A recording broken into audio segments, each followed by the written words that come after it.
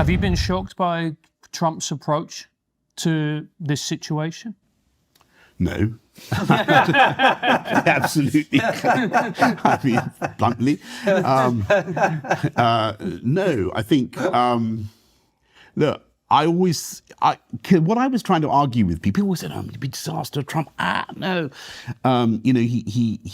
But actually, I always said, wait, it's sensible to want this war to end. Right, I think even Ukrainians, and I love Ukraine, but I think that they want to pause. A lot of people are dying.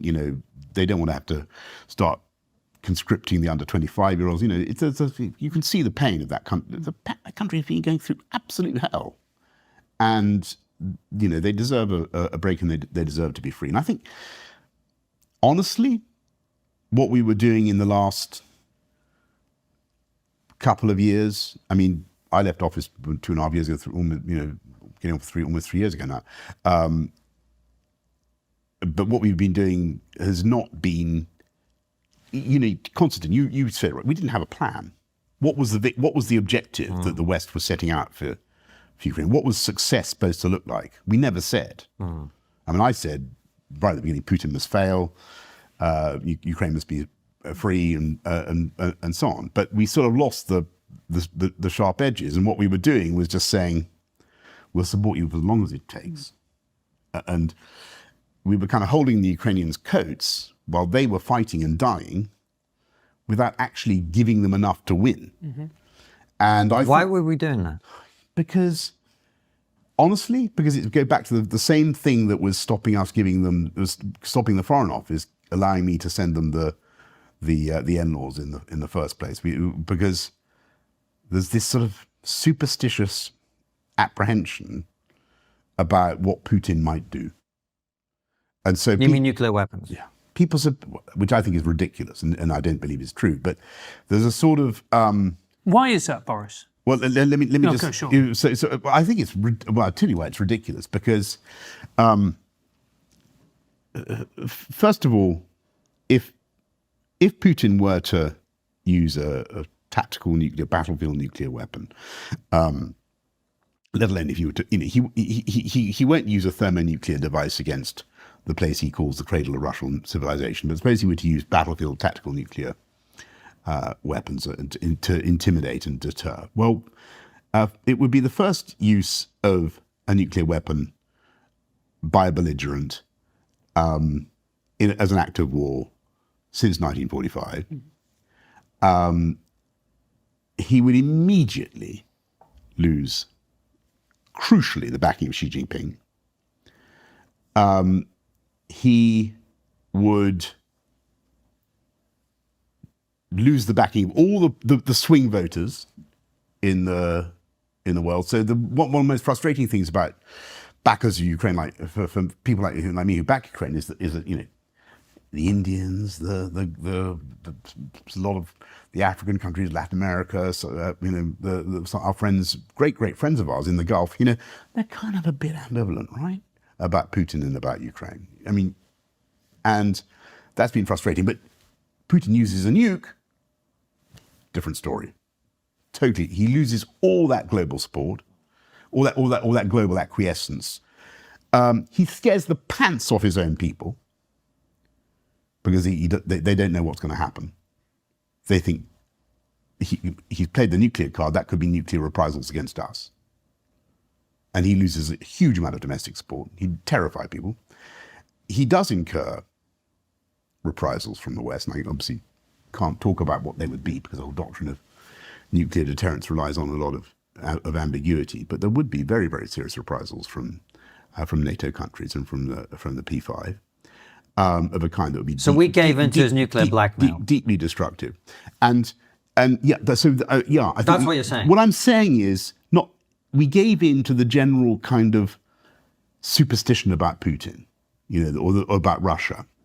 The Russia is spooky and frightening, and is inevitably going to win, and we shouldn't provoke them. It's the old "don't poke the bear" thing. And all the evidence of the Ukraine war has been that the stronger we are, the more decisive we are in giving Ukraine what they need, the better. So look, so back to back to your question, was I shocked by the Trump approach? No, because I think we needed a new approach, right? We did need to shake the thing up. We hadn't got a clear strategy anymore. It had all gone, for the Ukrainians, it was miserable. And so you needed someone to come in and say, right, I'm going to try and make peace, which is what the president is trying to do.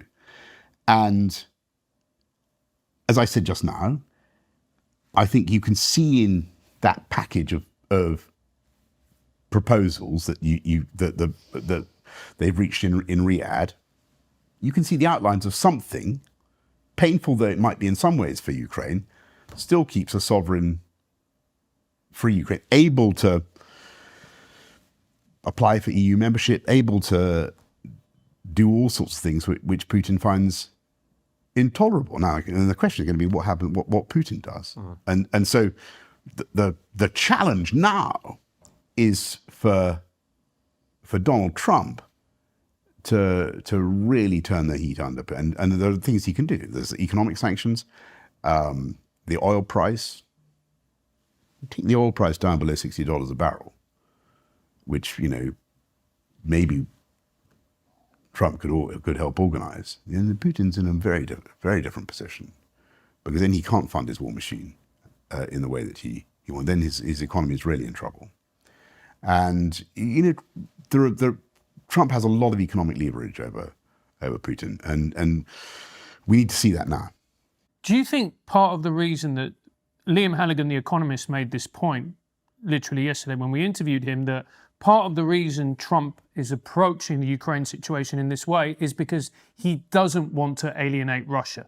Because the US's worst nightmare is Russia being in the arms of China and them having an alliance together. I certainly think it's true that there is a hankering in the Trump circles for a renewal of good relations with Russia. And people remember a time when I was mayor of London.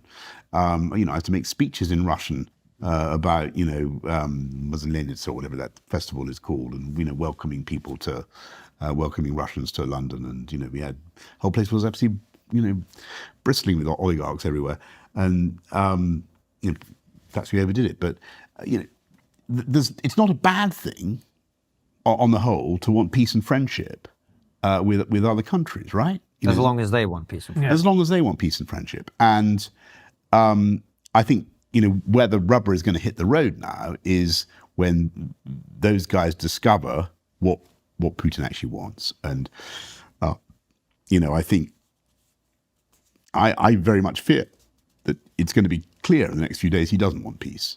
And, he's not going to give those kids back. He's not going to agree to it. You've heard what Lavrov said already about the European force. It was interesting. He said it would be a catastrophic escalation to have British boots on the ground. Nonsense. It's total nonsense. Well, why a sovereign country should be able to invite whomsoever it chooses? And actually, I thought it was quite interesting that President Trump said that that Putin had agreed to that. You saw. Trump said he said I asked him that, and he said he didn't have a problem with it. I'm more or less quoting exactly what the president said about his conversation with Putin. So, let's see where we get to, because if I were Putin, and you don't want to be a spin doctor for Putin, right? But if I were Putin, I think I could try and explain myself. Yes, it's been a catastrophe for him, and he's lost 850,000 people killed or seriously injured, soldiers. It's been an economic catastrophe.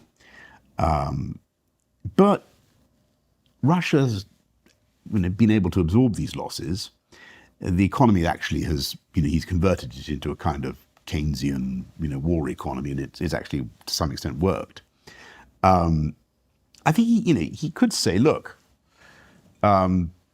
folks, we're ending the special military operation. It's been a great success. The undertakings I've had from Kiev have reassured me that the Nazis have been removed. Well, no, you laugh, but I mean, Yeah. you listen to what Lavrov said. He can sell a win to the Russian people. I understand. Lavrov talking about Nazis in Kiev, right? So they believe that it's full of Nazis. So he can. We've removed the Nazis. It's like the end of Raiders of the Lost Ark when the Nazis all melt down. and so you can say it's been a great success. Where in the name of peace, Russia is. We will of course maintain. The bulk of the lands that we've invaded, that's where a serious negotiation will have to take place about what exactly goes back to Ukraine and what doesn't now. And I think he connects. So to your question about, well, are we provoking Putin? I think he has, are we going to provoke him to do something irrational like nuclear weapons? I think he has a lot of political space he can use before he has to do that. I happen to know what he's very good at is giving the impression to our American friends that he's the reasonable one. He always says, but behind me, I've got these, real psychos who are ultra nationalists, and they're making it much more difficult for me to concede. I think that's bollocks, by the way, but that's what he's quite effective in persuading people of that. So I think he's strong. He has the space to make